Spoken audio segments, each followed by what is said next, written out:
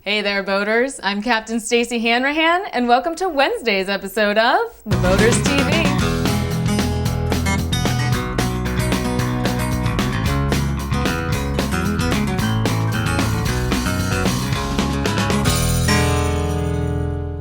First up, our Captain's Caption photo was provided by Joe and Sylvia. We'll reveal the caption of the day at the end of the show.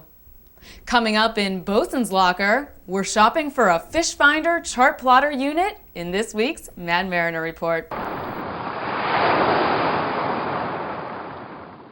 So you're in the market for a Fishfinder Chartplotter combo unit. With all the different brands and models available today, how will you know which one is right for you?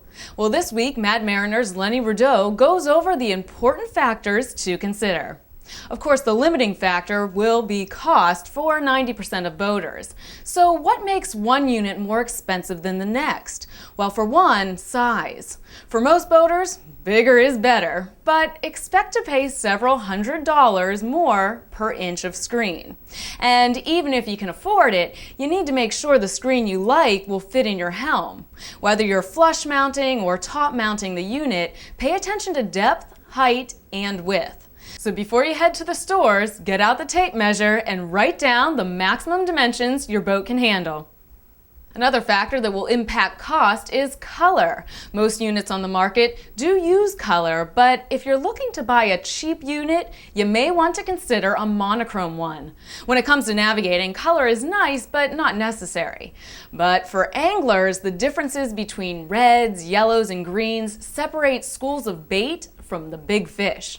So choose the unit that is most intuitive to you. The only way to figure this out is to go to the store's display and just start pressing the buttons. Lenny says to do what you can to keep the salesmen at bay. Their personal opinions won't tell you what you like. And look for units that are rated waterproof or submersible. Splash-proof just won't cut it on the water. There are other very important factors to consider when choosing a Fishfinder Chartplotter combo, including chartography capabilities, frequency, and transducer size. So to get all the details, read Lenny's entire article at www.madmariner.com. Next in Just for the Hall of It, I love your shoes. I have to say, I'm not as into shoes as other women I know. Liveaboards and high heels don't exactly go together like peas in a pod.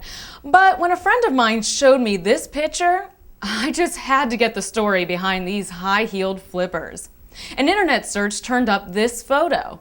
According to shoeblogs.com, Australian designer Lisa Carney made these crazy heels in 2002 for the Mercedes Australian Fashion Week. And last year, Jean-Paul Gaultier sent a model down the runway in a pair of high-heeled flipper shoes. I found this short video clip on YouTube proving, as you can imagine, how difficult they are to walk in. And it appears the shoes in the first picture I showed you, the ones in the storefront window labeled high-tide heels, were made out of polyester by a Belgian artist.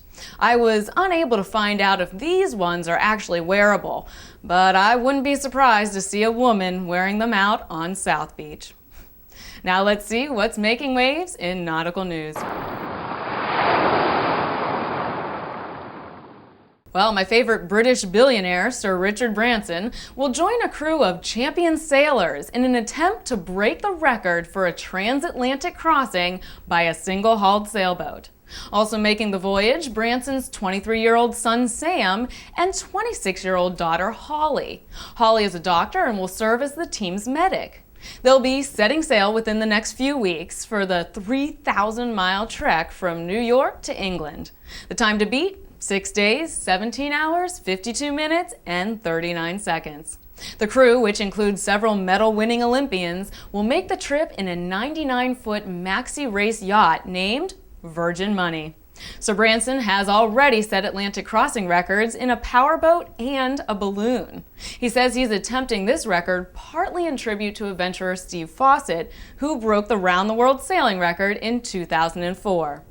Fawcett disappeared a year ago while flying a single-engine airplane over Nevada. And now it's time to reveal Stacey's Sealebrity Profile Pick of the Week, which is Shawn Larson and his 21-foot Monterey nightlife. After 18 years of marriage and 3 kids, Shawn and his wife decided it was time for some fun.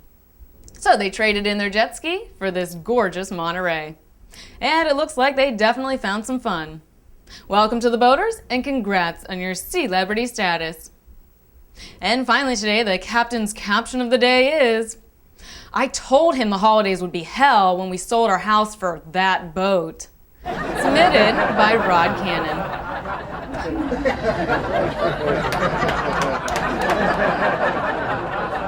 That'll do it for this episode of the Boaters TV. See you back here on Friday.